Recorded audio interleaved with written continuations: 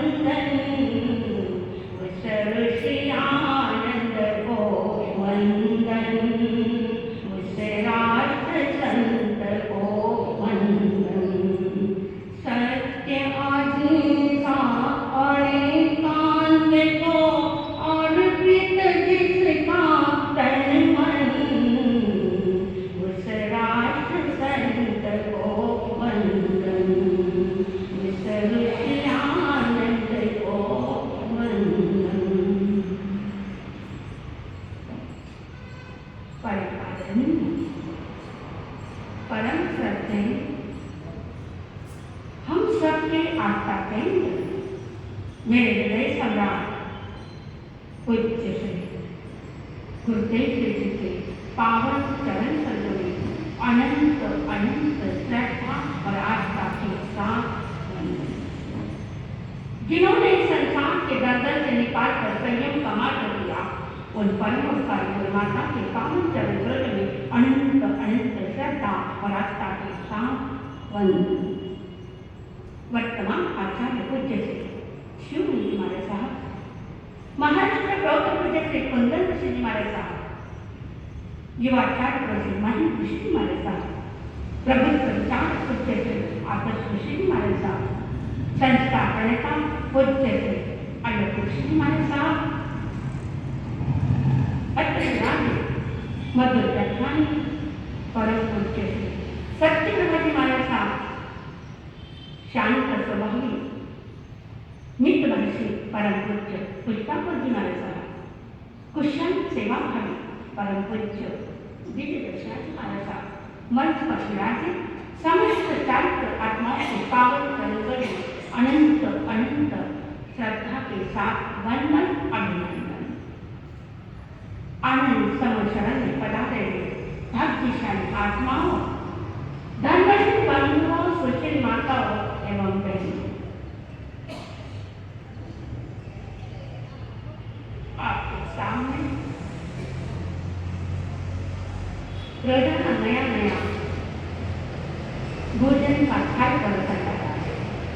नित नई मिठाइयाँ मिष्टान के साथ, कुछ खट्टा है, कुछ मीठा है, कुछ नमकीन है, सब कुछ परोसा जाता है। पर यह सब आनंद आप लुट रहे हैं, भाग्यशाली है, नजर निवासी सौभाग्य मिला है आपको सत्संग का हर समय। हर हमारे देश, बहुत सारे देश है, मैंने सुना था कई देशों में अपनी अपनी कलाओं के साथ, अपनी अपनी विशेषताओं के साथ नाच होता है। आपने सुना है ना, अमेरिका किसने आगे थी, किसने आगे थी? जल्दी गोरपट कर, समय बंद कर जाएगा। किसने आगे थी अमेरिका? धन पर। तो अमेरिका को नाज है अपने धन पर, रशिया को नाज है अपने यंत्र तंत्र विद्याओं पर, चाइना को नाज है हमारी जनसंख्या पर। ऐसा हमारा भारत देश है, उसे न तो यंत्र तंत्र पर नाज है, न धन संपत्ति पर नाज है, न उन्हें जन संपत्ति पर नाज है, उन्हें नाज है हमारे संत की भूमि पर। हम कितने भाग्यशाली हैं।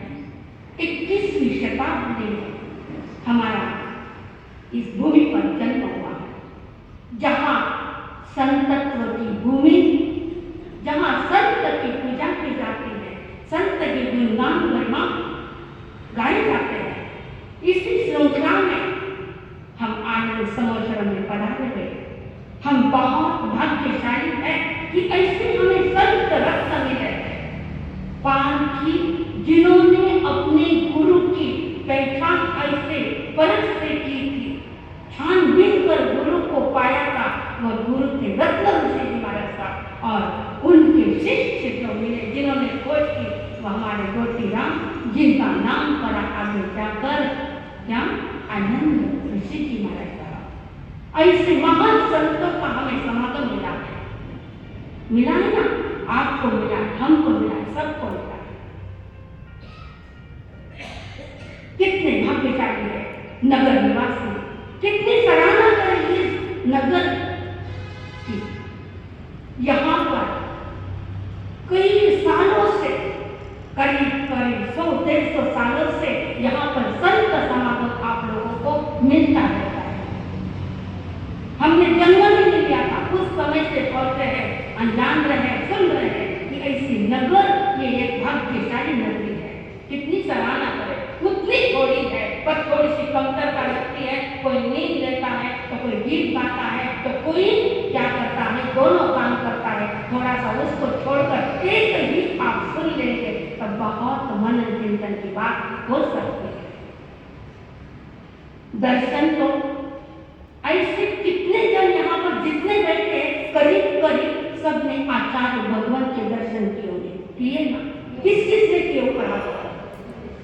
सबने किए, मैंने भी किए, टाइम देने मिले। कितने भाग्यशाली आप, इससे और बढ़कर और कौन सा सौभाग्य आपको चाहिए। दर्शन करते हुए हजारों की भीड़ के साथ में भी आपने गुरुदेव को यहाँ पाया था। तब ये सेब नहीं था, कुछ नहीं था, यह यहाँ पर रेती थी। अभी तो क्या है, स्टाइल से है, गट्टू है। उस समय क्या था, रेती थी। कोई आडम्बर नहीं था, कोई पत्रिका नहीं थी, कोई मतलब वहां पर समाचार नहीं थे। पर गुरुदेव की मंगल पाठ कब होता था? कितने बजे याद करना है? मैंने कर लिया 4 बजे गुरुदेव को यहाँ पर विराजमान होते थे। गुरुदेव आने के पहले भी कितनी भीड़ लगती थी, जनता पटाता। आपके आंखों के सामने आप चित्रण करा करिए कि गुरुदेव यहाँ पर विराजमान है। सभी जनता गुरुदेव के मंगल पाठ को ग्रहण करने के लिए, दर्शन के लिए वहां पर इकट्ठी हुई है। आप ऐसा चिंतन करें, सामने चित्रण करें कि बराबर आपके सामने गुरुदेव बैठे। क्या गुरुदेव को किसी को बुलाना पड़ा कि मंगल पाठ में आई जो जल्दी, माने बुलाना पड़े? आपने आई जो ना, व्याख्या में है ना, जल्दी आई जो, थोड़ा सो हमको बुलाना पड़ा। गुरुदेव को कोई आमंत्रण देना नहीं पड़ा, कोई संतों को निमंत्रण नहीं देना पड़ा। संतों की भीड़ लगती थी हमको, पर हमने आपको देखा नहीं जाता। जब लुधियाना से, पंजाब से जब लोग आते थे, उनकी ट्रेन आने का समय और गुरुदेव का विश्राम का समय होता था।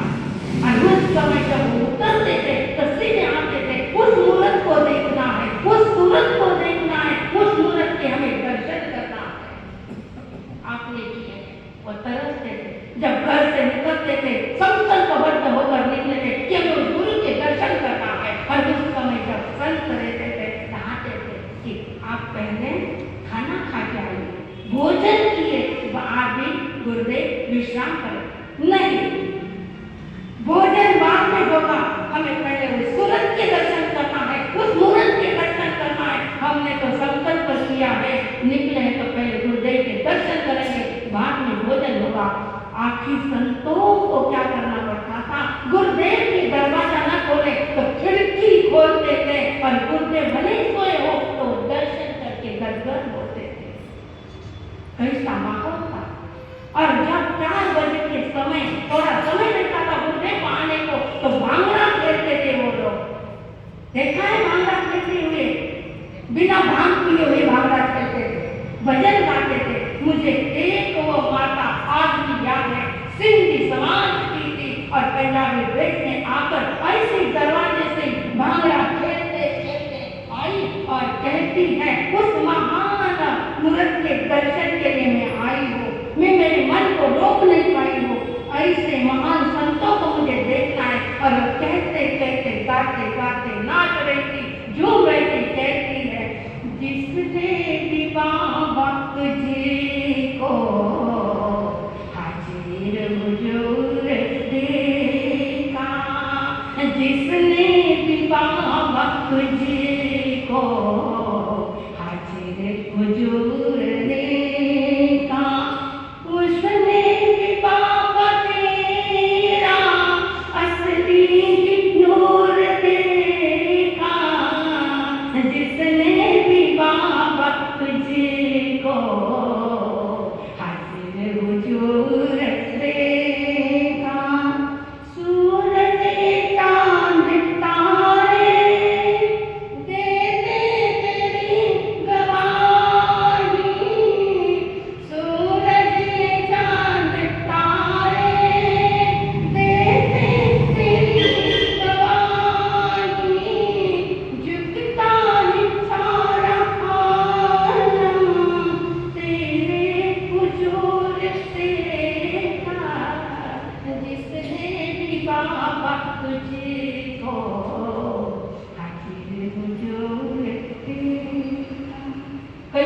भक्त थे। पंजाब से जब आते थे तो एक नजारा वहां था कि आंखों में झांकना है। गुरुदेव ऐसा क्या था, क्या लगते थे गुरुदेव आपके, क्या दिया आपने गुरुदेव को, क्या दिया आपको गुरुदेव ने, बताओ बच्चों। आनंद, आनंद, आनंद ही आनंद बांटा। गुरुदेव के पास जो था वो आपके पास में नहीं है, आपके पास जो है वो गुरुदेव के पास में नहीं था। आपके पास धन है, दौलत है, परिवार है, बेटे है, सब कुछ है, पर तो भी आप गुरुदेव के दर्शन के लिए तरसते थे। तो आपके लिए मैं आपको 4 बातें समझाना चाहती हूँ। तो पहली बात है कि गुरु के दर्शन का, पहली बात क्या है, गुरु के दर्शन का। दूसरी बात है गुरु के निकट आना। तीसरी बात है गुरु से प्रेरणा पाना। और चौथी बात है गुरु को हृदय में बिठाना। आप बिठाओ कि नहीं, बिठा रहे हैं ना, खाना बच्चे आनंद समोज चरण में आपको आमंत्रण की, निमंत्रण की कोई भी आवश्यकता होनी नहीं चाहिए। जैसे एक मार्च से प्रवचन चालू होते हैं तो आपको बिना आमंत्रण से आना चाहिए। मैं समझती हूँ आपके यहाँ पर 12 ही माह क्या लगता है, संतों का मेला लगता है। आप बहुत बिजी रहते हैं, इसलिए आप इस समय भी नहीं आ पाते, ठीक है, बहुत बड़ी बात। पर जो भी आ रहे हैं श्रद्धा से, आस्था से, भक्ति से आ रहे हैं। दर्शन, एक चरण तो आपने पा लिया, गुरु के दर्शन किए। दर्शन करते आपके मन को प्रभावित किया है, भावित किया। एक चरण पे आप बैठे हो, पक्के दर्शन करें ना, क्या आपको पहली बात क्या बताएगी, गुरु के दर्शन पाओ। और गुरु को जो सानिध्य मिला है गुरु का, उस सानिध्य में रहकर दर्शन करके थोड़ा सा कुछ न कुछ प्राप्त करने की कोशिश करना, ये भी आप कर रहे हैं। एक तो भी कोई शब्द आपके जीवन में उतरता है या नहीं उतरता है, नहीं उतरता है तो उतरने का प्रयास। दूसरी बात है गुरु के निकट आना। निकट आना क्या, एकदम गोदी के पास आके बैठना, चरणों को दबाना, उनकी सेवा में पूरा बैठना। निकट आना यानी अपने स्वयं के ऊपर जो गुरु का मार्गदर्शन मिलता है, जो गुरु फरमाते हैं, उन्हें इतने नजदीक से सुनना है, खाली कानों से नहीं, प्राणों से सुनना है। गुरु भक्ति,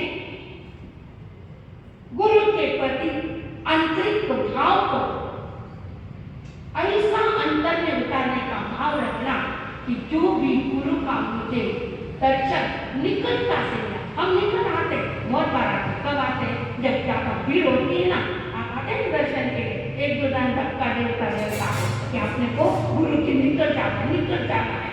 और कभी कभी ऐसे मिलते हैं ना कि जैसे घर में आप बच्चों को मिलते हैं ना, वैसे कभी कभी साथियों को गले मिल जाते हैं कि घुलो पड़े मुझे, तो वो निकटता की बात नहीं करते, ठीक है। आपका वो भक्ति है, भाव है, पर इतना निकट गुरुदेव ने भी कोई शासन नहीं बताया कि एकदम नदी पकड़े झुंझल है ना, ऐसा। अनेक फोटोग्राफी आती है हमारे सामने, कैमरा तब भी हमारे, हम इधर उधर धक्का करके कैसे कैसे आगे आए तो थोड़ा धक्का करके भी दिख सकती है।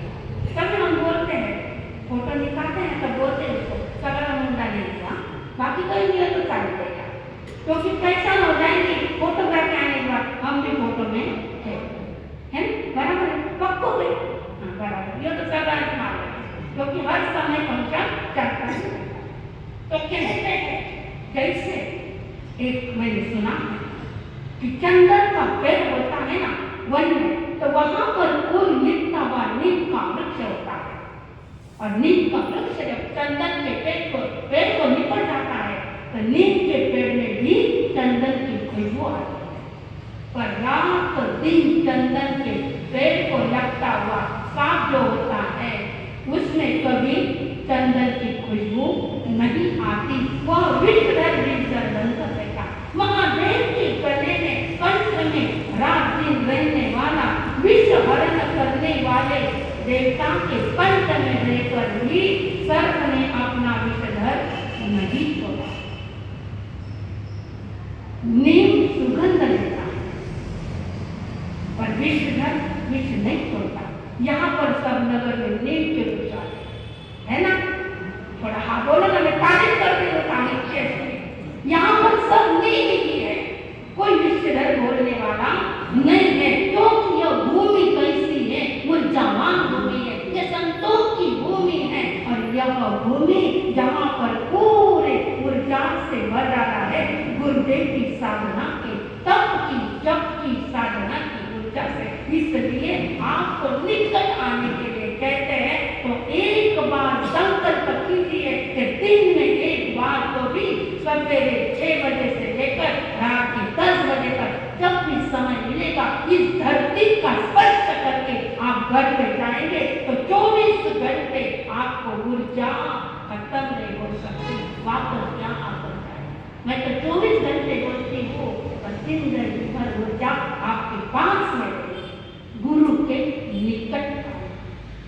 उसके बाद कहते हैं कितने निकट रहे, कितने साथ में रहे, कितनी दूरी पर रहे, यह मामला नहीं रख सकता, यह मायना नहीं रख सकता, पर थोड़े से समय में कितना आपने पाया है, कितना आपने उनसे लिया है, वही मायना रख सकता है। गुरुदेव थोड़े समय के साथ रहे, कितने समय तक रहे? थोड़े समय तक। कितनी छोटी उम्र में दीक्षा ली? क्या उम्र में गुरुदेव की दीक्षा ली? 13 वर्ष की उम्र की। और 13 वर्ष की उम्र के बाद उनको गुरुदेव का सानिध्य जो मिला, तो गुरुदेव का वियोग, उनका वियोग कितने साल से हुआ? 27। पक्का निकला ना। नगर से तो कोई अहिल्या नगर जैसा हमें नगर नहीं मिलेगा। मैंने सोचा बना अच्छी बात है, उत्तर दे रहा अच्छी बात है। 27 वर्ष मतलब 13 और 27, इसका मायने आप कितने साल, 14 या 15 साल का सानिध्य गुरुदेव ने पाया। पर गुरुदेव के रूप में नहीं रहे, गुरुदेव राष्ट्रभक्त बन गए, श्रवण संघ के महाप्राण बन गए। उन्होंने कहा था कि मैंने श्रवण संघ का महाप्राण बनाओ, मुझे श्रवण संघ के आचार्य बनाओ, मुझे मंत्री पद दो। उन्होंने कभी नहीं किया था। उन्हें अपने आप मिलता गया, गुरुदेव को मिलता गया। कैसे मिलता गया? तो उन्होंने गुरुदेव का निकटता से क्या किया था? निकट रहे, पर खाली ऐसे नहीं रहे, खाली भागर जैसे नहीं रहे।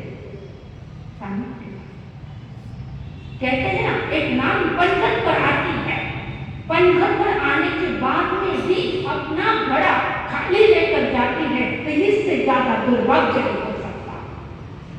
हम भी इस समाचार में आते हैं और कुछ लेकर नहीं जाते, तो इससे बड़ा दर्द की और पीड़ा की बात नहीं हो सकती। इसलिए थोड़ा सुनो, थोड़ा लो, पर अंगीकार होने का। तीसरी बात मैंने बताई थी, गुरु से क्या बताई थी? तीसरी बात प्रेरणा लेना। क्या प्रेरणा लेना? क्या प्रेरणा लेना है गुरु से? आपको अच्छी बातों का ग्रहण करना, अच्छी शिक्षा को अपने अंतर में उतारना, सन्मार्ग पर चलना, सन्मार्ग पर चलकर अपने जीवन में कैसा बनाना? खुशबूवान बनाना, सुगंधिमय बनाना। ऐसा जीवन जब बनता है तो आपने प्रेरणा पाई। आपको हरदम मिलती है प्रेरणा, हर समय आते आप बोलते हैं हर साल अपन चातुर्मास जीवो हुए ना, म्हणूनच मस्त हुए मासा, इतनो बढ़िया कि मासा मैंने कहीं कहो गागर में सागर बनती है ना, सागर बनती है ना, कितना गागर में सागर भर दिया। पर आपने कितना किया? आपने कितना ग्रहण किया? आपने कौन सी प्रेरणा ली यहाँ आने के बाद में? पर आचार्य भगवंत ने अत्यंत स्थिति हमारे सामने पास में रहकर ऐसी प्रेरणा ऐसे ऊर्जा पुरुष बने कि जिन्होंने श्रमण संग की आन बान शान को ऐसे टिकाए रखा और अमृत पिलाया।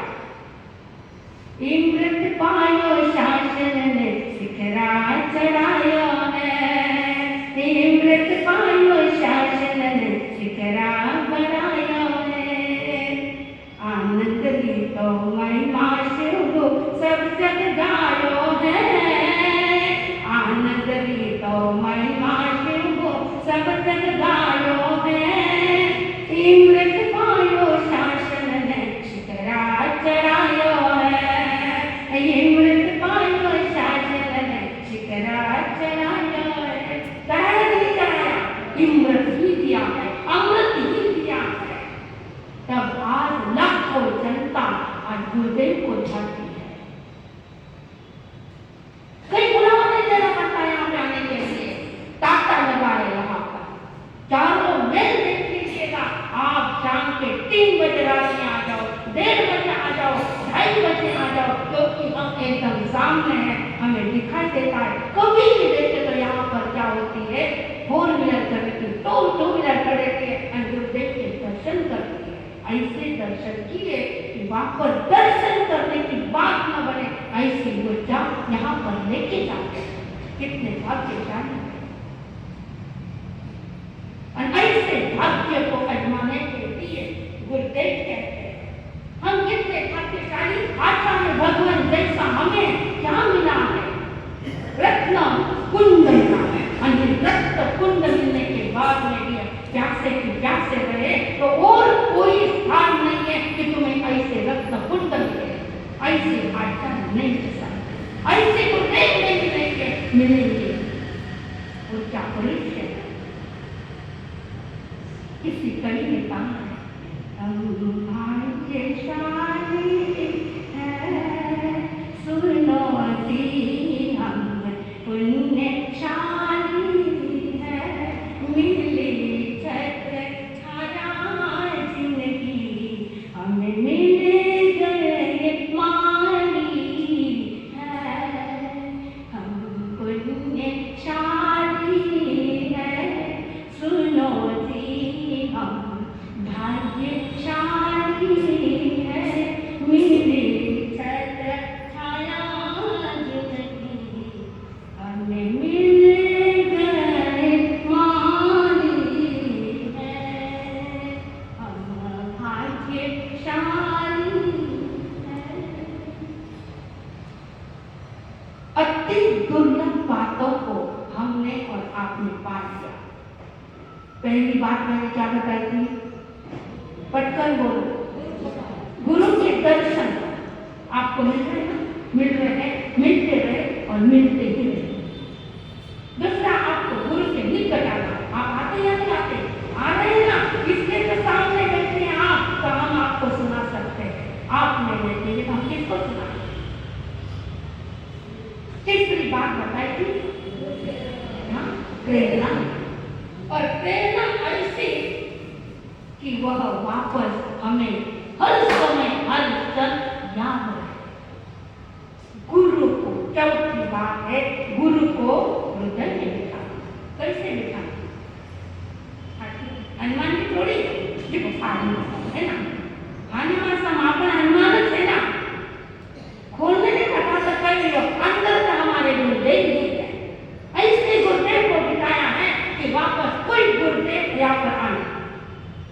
गुरु एक होता है, सेवा अनेक होती है, सेवा आप सबकी करो, पर आस्था श्रद्धा और गुरु की प्रति निष्ठा जो है वो एक के प्रति होता है। सर झुकता है, सब जग झुकाते हैं आप, पर ऐसा झुकाए कि जहां से उठे नहीं वह सर और तर, वह है आचार्य भगवान का आनंद था। समझ में आ रहा है सबको, आ रहा है ना। ऐसी चौथी बात है, गुरु के हृदय में बिठा ले। कैसे बिठा दे हृदय को, हृदय में कैसे, श्रद्धा से, भावना से, अंतर हृदय के साथ होते हैं। कहते हैं एक पल में जीवन परिवर्तन होते हुए देर नहीं लगेगी कि जब हम गुरु को हृदय में बिठाएंगे। एक पल में जीव कहाँ की कहाँ से उठता है और कहाँ से जाकर शिखरारोहण करता है। एक पल में अंगुलीमाल का जीवन बनता है। एक पल में वाल्मीकि का जीवन बनता है। एक पल में अंजन चोर का क्या हो गया, जीवन बनता। कहते हैं एक पल में अंजन निरंजन बन गया। एक पल में वाल्मीकि महान महर्षि बन गए और एक पल में अंगुलीमाल संत बन गए। कैसा निकट, कैसा सानिध्य और कैसी हृदय की स्पर्शता लेकर हृदय के ध्यान किया। और इसीलिए कहते हैं हम भी यहाँ पर आते नगरिया 4-8 महीने के बाद चातुर्मास करते जाते वापस आते 6-7 महीने 5-6 महीने आते तब आप बोलते महाराज साहब आगे खाने घरस नहीं मालूम पड़ रहा। मैं गई थी पाउचा पाड़ने के लिए तो मैं क्या आगे हमारे साथ दोनों नगर बढ़ते हो गाँव में दिवाली का मत चाहिए कारण कितनी चिंता आप अपने हृदय में बिठाते। किसको बिठाते हैं? घर के परिवार के लिए चिंतन करते हैं, आपकी बिजनेस के लिए चिंतन करते हैं, आपकी दुकानदारी के लिए चिंतन करते हैं। कितना बढ़ावे, कितना करे, कितना करे।